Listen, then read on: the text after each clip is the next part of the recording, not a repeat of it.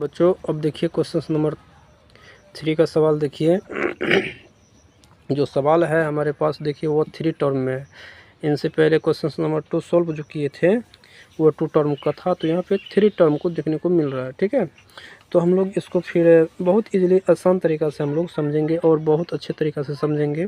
तो देखिए हम लोग बना रहे हैं, तो हम लोग जानेंगे कि cos 2x इंटू cos 4, यानी कि इसको जो है हम लोग अलग कर लेते हैं इंटू cos 4x। अब इसको हम लोग थोड़ा अलग कर लेते हैं इंटू dx, इंटू में cos 6x अलग कर लेते हैं। ठीक, तो अब इसको इसलिए किए क्योंकि इसका सूत्र हम लोगों को मालूम है। नहीं मालूम है तो देख लीजिए cos a, इसमें क्या करेंगे 1/2 से 2 से डिवाइड कर देंगे और 2 से मल्टीप्लाई कर देंगे।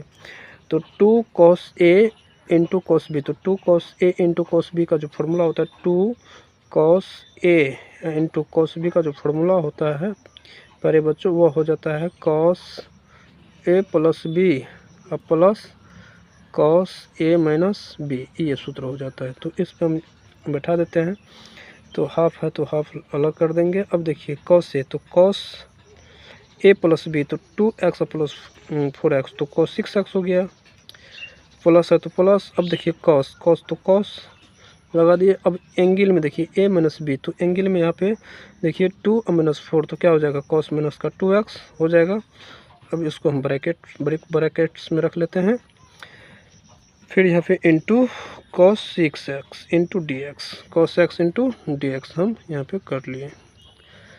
तो प्यारे बच्चों फिर देखिए यहाँ पे हम लोग क्या करेंगे, हाफ। अब cos 6x यहाँ पे cos 6x, तो cos 6x cos square 6x ऐसे कर लिए प्लस। अब देखिए cos minus x, cos minus theta बराबर cos थीटा, तो cos 2x और cos 6x, तो cos 6x into cos 2x integrations. तो हम लोग अलग अलग कर लेंगे इसको। अब क्या करेंगे, फिर हमको पहले लिख लेते हैं तो आप लोगों को समझ में आ जाएगा। यहाँ पे क्या था 1/2 था, तो 1/2 हम लोग अलग कर लेते हैं, बाहर कर लेते हैं। अब cos यहाँ पे cos स्क्वायर 6x प्लस था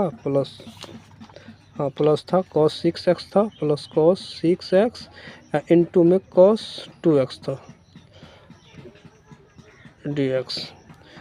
तो अब फिर 1/2 cos का जो होता है वो होता है cos स्क्वायर 2 थीटा का। देखिए यहाँ पे cos स्क्वायर थीटा का जो सूत्र होता है वो होता है 1 प्लस cos 2 थीटा अपन में 2, ये सूत्र हो जाता है।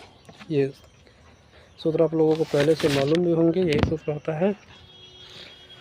अब देखिए इसी सूत्र पे हम लोग आगे फिर इसको बैठा देते हैं इस पर, तो क्या होगा 1 प्लस cos 2 थीटा, तो 2 थीटा की जगह क्या है एंगल है ना, अपन में 2 लगा देते हैं। ये तो इसका हो गया। अब फिर प्लस।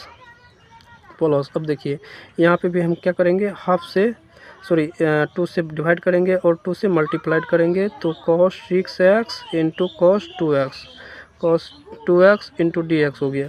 अब देखिए प्यारे बच्चों यहाँ पे हाफ। अब देखिए यहाँ पे क्या करेंगे, यानी कि ये 2 है ना, तो ये 2 से क्या हो जाएगा 2 मल्टीप्लाइस होगा 4 हो जाएगा, डी एक्स हो जाएगा प्लस। अलग अलग कर रहे हैं। यहाँ पे क्या होगा देखिए cos है ना, तो cos का तो cos से रखेंगे।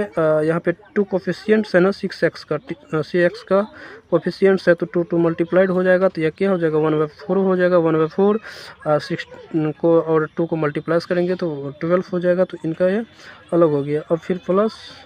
अब यहाँ पे क्या करेंगे, यहाँ पे हम लोग एंगल यहाँ पे सूत्र बैठाते हैं 2 cos a into cos b, तो क्या हो जाएगा cos a प्लस b, तो cos 6x और 2x, तो क्या हो जाएगा cos 8x हो जाएगा।